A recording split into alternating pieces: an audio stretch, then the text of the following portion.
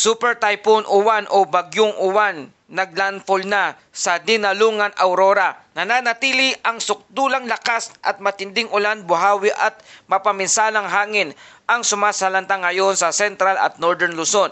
Signal number 5 nakataas pa rin sa Aurora at sa kalapit na mga lalawigan. Magandang gabi mga kababayan, narito na ang update mula sa Super Typhoon Uwan. Kung bago ka lang sa ating channel, please like, share and subscribe para lagi ka updated sa panahon. Salamat sa iyong suporta. Mga kababayan, ayon sa Pag-asa, eksaktong 9:10 PM ngayong gabi, pumasok na sa kalupaan ng Dinalungan, Aurora ang mata ng Super Typhoon Uwan na may maximum sustained winds na 185 km per hour at may pagbugso na 230 km per hour sa central pressure na 935 HPA.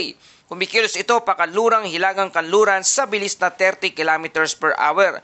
Patungo na sa gitnang Luzon at inaasahang lalabas na Lingayen Gulf o Pangasinan area sa darating na Lunes ng umaga, November 10. Mga kababayan, ang lawak ng hangin nito ay nasa 900 km radius kaya't halos buong Luzon ay ramdam ang malalakas na hangin hanggang typhoon force wind. Malalakas na ulan sa Aurora, Nueva Ecija, Bulacan, Pampanga, Quezon at Bicol Region.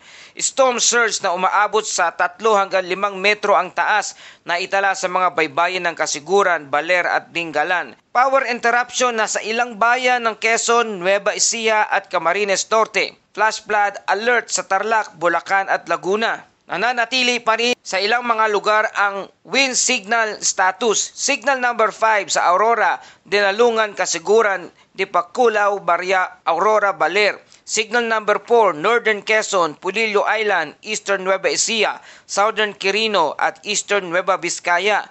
Signal number 3 naman sa Metro Manila, Calabarzon, Central Luzon, Bulacan, Pampanga, Tarlac, Pangasinan, Bicol Region. At signal number 2 and 1 sa Ilocos, Mimaropa at Visayas areas. Mga kababayan, bagamat tumama na sa lupa, nananatiling buo at matatag ang core ng Bagyong Uwan. Ibig sabihin, magpapatuloy ang hagupit ng ulan at hangin kahit umuusad na ito sa kabundukan ng Sierra Madre. Ayon sa latest Himawari imagery, makikita ang napakalinaw na mata ng uwan habang pumapasok sa Aurora. Patunay na isa itong pinakamalakas na bagyong tumama ngayong taon.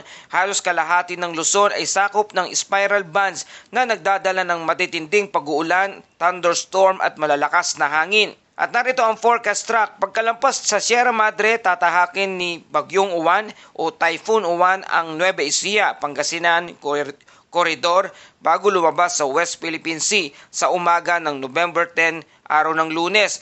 Bagamat unti-unting hihina, mananatili pa rin itong typhoon category hanggang makalabas na ng Philippine Area of Responsibility sa darating na Martes o kaya naman Miyerkules. Kaya patuloy po tayong nagpapaalala sa ating mga kababayan para sa ating safety reminders and public advisory. Una, evacuation is a must sa mga lugar na nasa signal number 4 at 5. Iwasang lumabas kahit sandaling humupa ang hangin.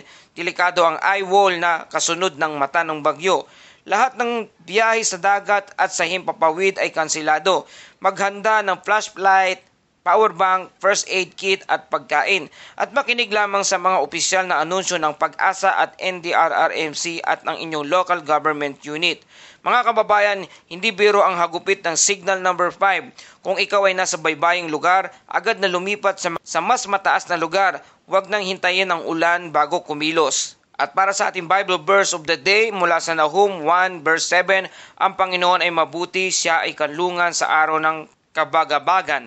Kanyang kinikilala ang mga nagtitiwala sa Kanya. Sa gitna ng bagyo, may Diyos na hindi natitinag kapag ang lahat ay lumilindol at lumalakas ang hangin, siya ang matatag nating sandigan. At yan po ang ating breaking news weather report dito sa ating Pilipinas Weather ngayon. Manatiling naka-alerto, manalangin at magtulungan sa bawat komunidad. Salamat sa iyong patuloy na pagtutok at pagtangkilik dito sa ating channel. Please like, share and subscribe para lagi kang updated sa panahon.